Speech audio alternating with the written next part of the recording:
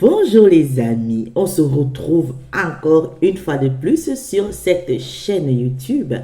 Le savais-tu que tu pouvais avoir des prestations par la CAF? Beaucoup de personnes ne le savent pas. Les chiffres disent environ 2 personnes sur 10, voire 5 personnes sur 10 ne connaissent pas leurs droits, ne savent pas qu'ils peuvent avoir droit à certaines prestations et préfèrent rester en difficulté dans le silence.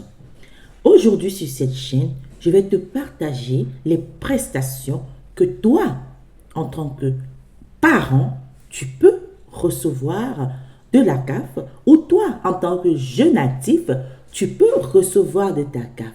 L'idée étant d'utiliser ces prestations pour pouvoir lancer une activité pour un lendemain meilleur parce qu'elle ne dure pas toujours. On y va dans la... Bonjour pour tous ceux qui m'écoutent. Moi, c'est Annie-Christelle, maman, entrepreneur.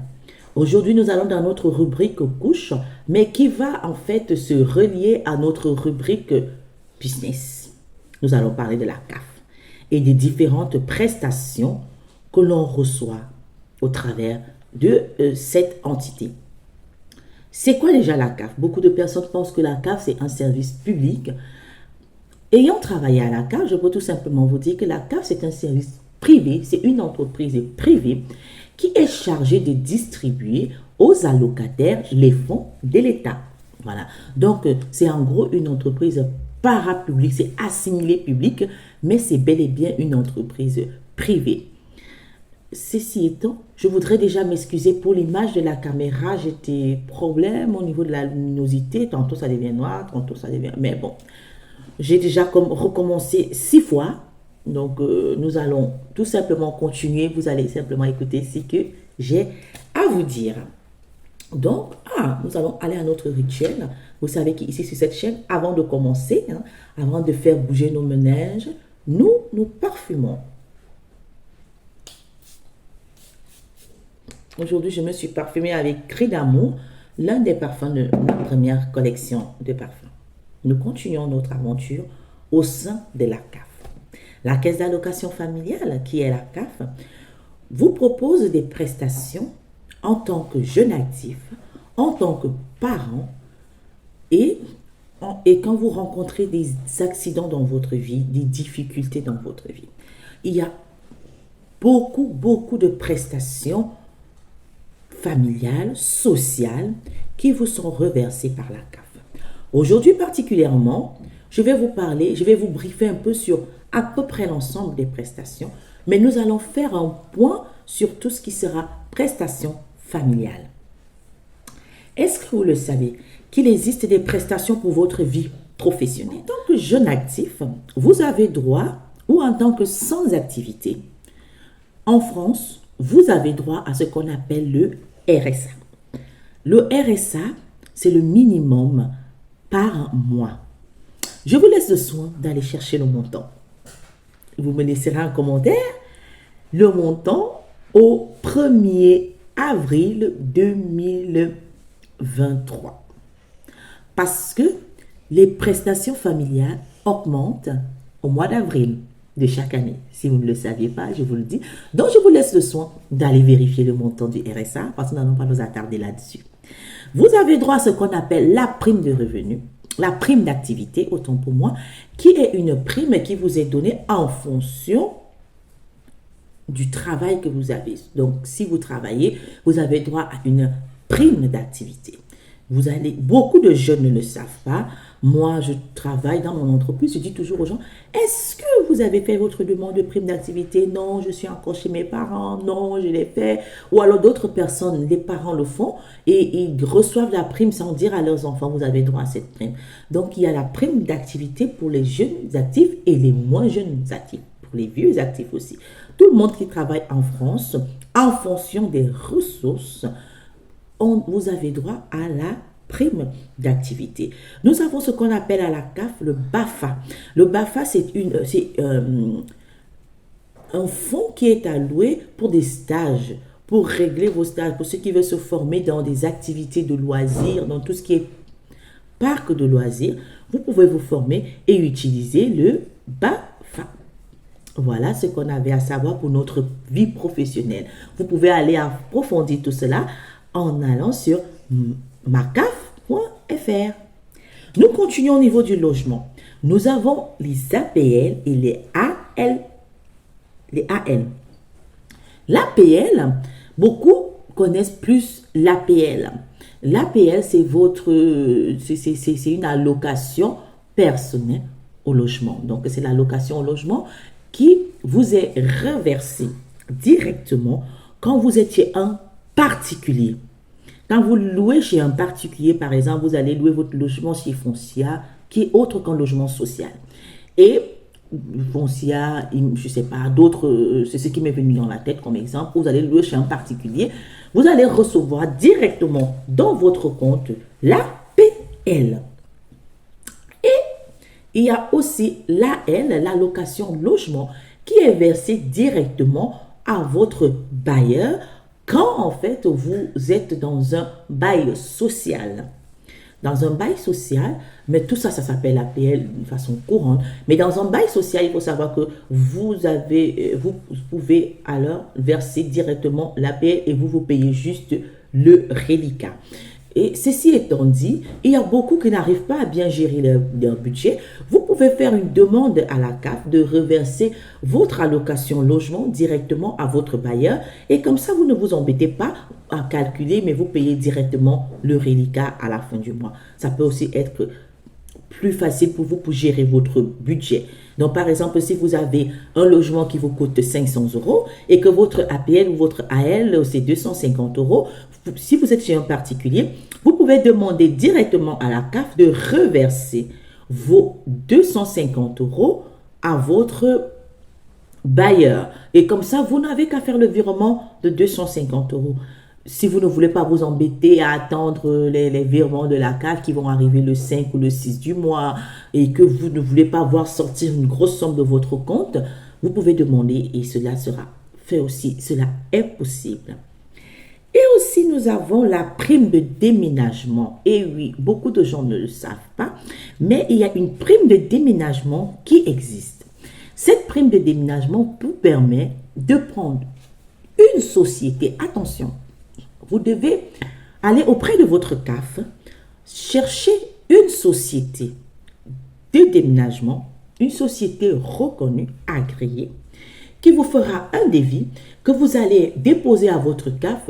Je pense que le montant est limité à 1 000 €. Donc, vous allez faire votre déménagement et là, vous allez avancer les frais, mais la CAF va vous rembourser vos frais de déménagement. Il y a aussi une prime d'aménagement. Une prime d'aménagement qui peut se faire soit en prêt, donc il y a un prêt pour l'aménagement que la CAF vous donne en fonction toujours de vos ressources. Le prêt FSL, c'est un fonds social au niveau du logement. Ce prêt peut vous permettre, vous en tant que jeune actif qui cherche une nouvelle maison, d'avoir un dépôt de caution. Le prêt FSL déjà. Et aussi, nous avons un autre prêt qui peut vous permettre de vous acheter le minimum, le nécessaire pour pouvoir vivre dans votre appartement. En l'occurrence, une cuisinière, un frigo, un lit. Donc, vous pouvez avoir besoin de ça. Vous n'avez pas assez d'argent et vous n'avez pas droit au crédit à la consommation. Vous pouvez vous rapprocher auprès de votre CAF avec un devis d'un magasin, But, Conforama, peu importe, et financer votre aménagement. Et il y a toujours un montant maximum à ne pas dépasser. Nous continuons notre vidéo. Là, nous avons vraiment fait le tour rapide au niveau du logement. Nous avons une allocation qui est donnée par l'État pour des parents ayant des enfants handicapés. Donc, vous avez une allocation par la CAF qui vous est versée si vous avez un enfant handicapé. Si vous arrêtez de travailler pour pouvoir vous occuper de cet enfant, la CAF vous verse une allocation. Donc, l'allocation d'adulte aussi handicapé. Donc, si vous avez une personne adulte, une personne âgée, votre parent, vous vous occupez, vous pouvez faire une demande de cette allocation par la CAF. Donc, c'est vraiment le côté famille, le côté handicapé. Aussi, nous continuons au niveau de la vie personnelle. Nous allons entrer vraiment au niveau de la vie personnel. Nous allons entrer dans ce qu'on appelle la famille. Donc, je vous ai dit, on va faire vraiment un focus au niveau de la famille. Au niveau de la vie personnelle, vous attendez un enfant, vous attendez l'arrivée d'un enfant, d'un ou de plusieurs enfants. D'accord? Donc, vous pouvez avoir une grossesse avec un seul enfant ou une grossesse multiple. Vous devez savoir qu'en tant que parent, vous avez droit à ce qu'on appelle la prime de naissance. Elle est versée au 7e mois, à partir du 7e mois de grossesse. Ça a changé. Avant, c'était versé 2 mois après la naissance. Maintenant, ils sont revenus à l'ancien système. Elle est versée à partir du 7e mois de grossesse. Et là, c'est dit. En 2023, donc cette prime, je vais lire mes notes, cette prime s'élève pour un enfant à 1019,43 euros. Je répète, en 2023, cette prime s'élève à 1019,43 euros. Oh my God, c'est très très bien. Ça veut dire que quand vous attendez votre enfant au 7e mois, après votre déclaration de naissance, comme nous l'avons vu dans les vidéos au niveau des couches, nous avons parlé d'une vidéo de naissance et tout, quand je vous parle de ma grossesse gémellaire, vous allez faire votre déclaration de naissance, vous déposez vos papiers à la CAF, vous envoyez tous vos papiers là où il faut, vous allez recevoir au bout du 7e mois de votre grossesse un virement de la CAF qui s'élève à 1019,43 euros en 2023, sachant que ce montant est augmenté, comme je vous ai dit, tous les ans au 31 mars et ça vient en application au mois d'avril. Donc, il est reversé et en fonction, si vous avez une grossesse multiple, attention, vous aurez droit au montant multiplié par le nombre d'enfants que vous avez. Si vous attendez des jumeaux, ça sera x2. Si vous attendez des triplés, ça sera x3. Et si vous attendez des quadruplés, quintuplés, ainsi de suite, x4, x5, x6. Voilà, par le nombre d'enfants que vous entendez à ce moment-là. Il y a aussi une prime qu'on appelle la prime d'adoption. Elle dépend de beaucoup de conditions. Est-ce que l'enfant est adopté sur le territoire français? Est-ce que l'enfant est adopté en dehors de l'espace Schengen? Donc, si l'enfant est adopté en Union européenne ou sur la place Schengen, est-ce que l'enfant est adopté hors de l'Union européenne, hors l'espace Schengen, en Afrique, en Asie, peu importe. Ça dépend de plein de conditions et aujourd'hui, ce n'est pas le but de notre vidéo de parler de l'adoption. Peut-être plus tard, si vous avez besoin que je fasse des recherches ou que je vous parle de l'adoption, vous pouvez me mettre en commentaire et je vous parlerai de cela. En plus de ça, maintenant, nous entrons dans ce qui nous intéresse encore plus en profondeur, les prestations familiales. Les prestations familiales, vous savez, vous avez droit à la location familiale à partir du 2e enfant. Attention, quand vous accouchez et que vous avez un enfant, jusqu'aux 3 ans de l'enfant, vous avez droit aux prestations familiales, vous avez droit à la PAJE jusqu'aux 3 ans de votre enfant. Si vous n'avez pas de 2e enfant, la PAJE va s'arrêter au 3e anniversaire. Donc, le montant de la PAJE aussi est en condition, enfin, toutes les prestations de la CAF, vraiment, c'est des conditions ressources. Je ne peux pas vous dire, vous aurez droit à 1000 euros ou vous aurez droit à 5 euros. C'est en fonction de votre ressource et les prestataires de la CAF vont calculer le montant de vos allocations. Vous avez droit donc, à partir du 1er enfant, vous avez droit à une prestation familiale, à la PAJE, qui va s'arrêter aux 3 ans de l'enfant si vous n'avez pas d'autres enfants. C'est déjà une belle économie. C'est déjà quelque chose de très, très bien. D'accord? Donc, en fonction de vos revenus, je peux vous mettre en lien le tableau CAF. Vous pouvez avoir soit 300 euros, soit 186 euros, soit plus 60 euros pour chaque enfant. Donc, ça dépend. Maintenant, et de votre situation professionnelle aussi, donc, fonction des ressources. Maintenant, à partir du 2e enfant, vous avez droit à vos allocations familiales, en plus de la PAJE. Donc, si vous avez un enfant de moins de 3 ans et que vous avez un enfant de plus de 3 ans, vous aurez droit en ce moment-là, jusqu'à la majorité du premier, je répète, vous avez droit à ce moment-là jusqu'à la main, parce que beaucoup de parents ne sont pas souvent prêts et ils rappellent la CAF en disant mais moi je n'ai pas eu de prestation et tout, mais non, votre premier enfant est majeur, donc du coup vous n'avez plus d'enfants de 2 ans à votre charge. Même s'ils sont à votre charge, il faut faire d'autres démarches. Vous avez droit à ce moment jusqu'à la majorité du premier enfant, l'allocation familiale pour 2 enfants et la page. Donc, vous pouvez aussi, en fonction de vos ressources, vous rapprocher de votre CAF.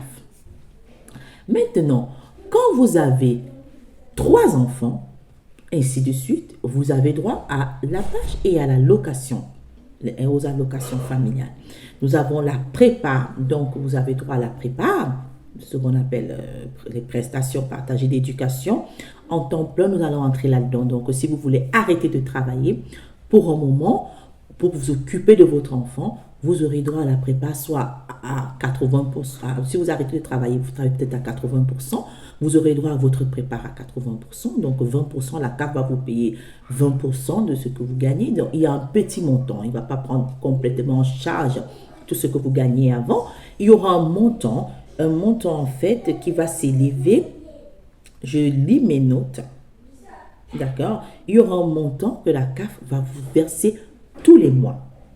Donc, nous allons entrer là dans ce qu'on appelle le congé parental. Nous allons parler de la prépare. La prépare, c'est la prestation partagée d'éducation de l'enfant.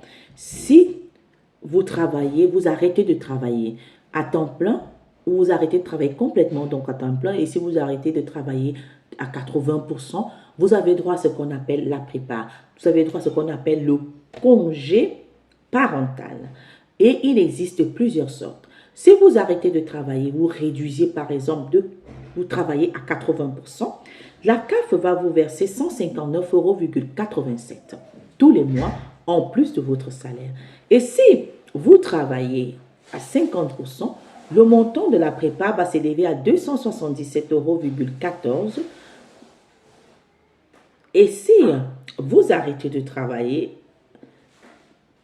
de façon complète et totale, la CAF va vous verser en ce moment-là 428,70 euros tous les mois. Il faut faire attention, si nous sommes en 2023, l'année prochaine en 2024, les montants ne seront plus les mêmes. Donc, s'il y aura des personnes qui vont regarder cette vidéo l'année prochaine, les montants seront différents parce que je vous ai dit que la CAF revoit à la hausse ou à la baisse, peu importe, réévalue ces montants au 31 décembre et les nouveaux montants passent en vigueur au mois d'avril. Nous continuons. Si vous avez à partir de 3 enfants, vous pouvez avoir droit à la prépa majorée. La prépa majorée qui commence à partir de 3 enfants. Le montant est de 700,74 euros que vous devez recevoir tous les mois de la CAF en fonction du nombre d'enfants que vous avez. Si vous avez à partir de 3 enfants, vous avez droit à cette prépa. Elle est majorée, donc vous avez un peu plus d'argent, mais vous avez droit, vous devez savoir que c'est aussi réduit dans le temps. Le maximum, c'est 8 mois jusqu'aux 3 ans de l'enfant. Vous avez droit à 8 mois jusqu'aux 3 ans de l'enfant. Et dans ces 8 mois, il faut déduire les mois de congé maternité post-accouchement. Donc, après votre accouchement, vous devez enlever les mois de congé maternité. Je ne sais pas si je me comprends. Par exemple, vous avez accouché d'un enfant prématuré qui est né, vous avez 3 enfants, le 3e enfant il est prématuré, il est né à 2 mois avant sa naissance et normalement vous avez droit à 4 mois de congé maternité après la naissance de l'enfant. Donc en gros vous avez eu 6 mois de congé maternité. Donc il y aura une déduction de ces 6 mois sur la prépa. Du coup, au lieu d'avoir 8 mois, attention, moi je suis tombée dans le piège, au lieu d'avoir 8 mois, vous aurez 2 mois à être payé à 700 euros et vous ne pouvez plus changer. Donc, ça ne veut pas dire que vous allez prendre le prépa pendant 2 mois et elle dit, écoutez, je veux vraiment prendre un congé parental d'un an et demi. Non, vous n'avez plus droit. Et le congé parental, il faut savoir que maintenant, la loi exige qu'on partage le congé parental avec les époux, donc avec les conjoints, avec les autres parents de l'enfant. Voilà, nous sommes arrivés à peu près au terme de cette vidéo. Pour conclure, vous avez droit à beaucoup de prestations, mais peut-être vous ne le savez pas. Et si cette vidéo vous a aidé, mettez un pouce, abonnez-vous, activez la cloche de notification, mais surtout, partagez.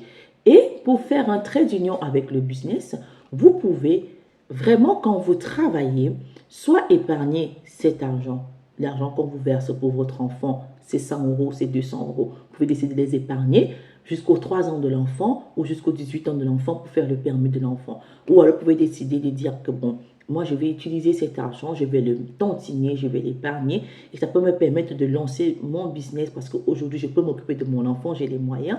Mais comme j'ai droit, je peux épargner, je peux lancer un petit business qui peut me permettre, oui, de pouvoir, au bout de 3 ans, quand cela va s'arrêter, pour ceux qui ont un seul enfant et qui ne veulent pas avoir d'autres enfants, quand cela va s'arrêter, je pourrai maintenant pleinement m'épanouir avec mon enfant, avec cet argent que j'ai épargné pendant. Parce que plus l'enfant grandit, plus les charges aussi grandissent avec l'enfant. Quand l'enfant est plus petit, certes, il y a des charges, mais les charges sont minimes. Mais quand l'enfant grandit, on a plus de charges. Il doit aller à l'école, on doit lui acheter des livres, on doit lui acheter des cahiers, on doit lui acheter plein de choses, sachant que, par exemple, la prime de rentrée scolaire, on n'a pas parlé de cette prime, elle va intervenir quand l'enfant entre au CP. Donc, quand l'enfant ira à la maternelle, il aura besoin de vêtements, de chaussures. Bon, si on ne met pas de tenue de classe, il va avoir besoin de coiffure. Il y a plein de choses qui entrent en compte. Donc, si cette vidéo vraiment vous a plu, vous savez quoi faire. Rendez-vous sur notre prochaine vidéo. Excusez-moi pour les bruits, ce sont les vacances. Il y a des enfants et j'avais déjà vraiment enregistré plusieurs fois.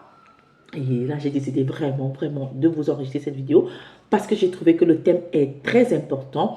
Sachez aussi que vous avez droit à une prime pour aller en vacances. Et bientôt le mois d'été qui va arriver, vous avez droit à une prime pour aller en vacances en tant que famille monoparentale. Et aussi, j'avais oublié un point, en tant que parent monoparental, les calculs ne sont pas pareils.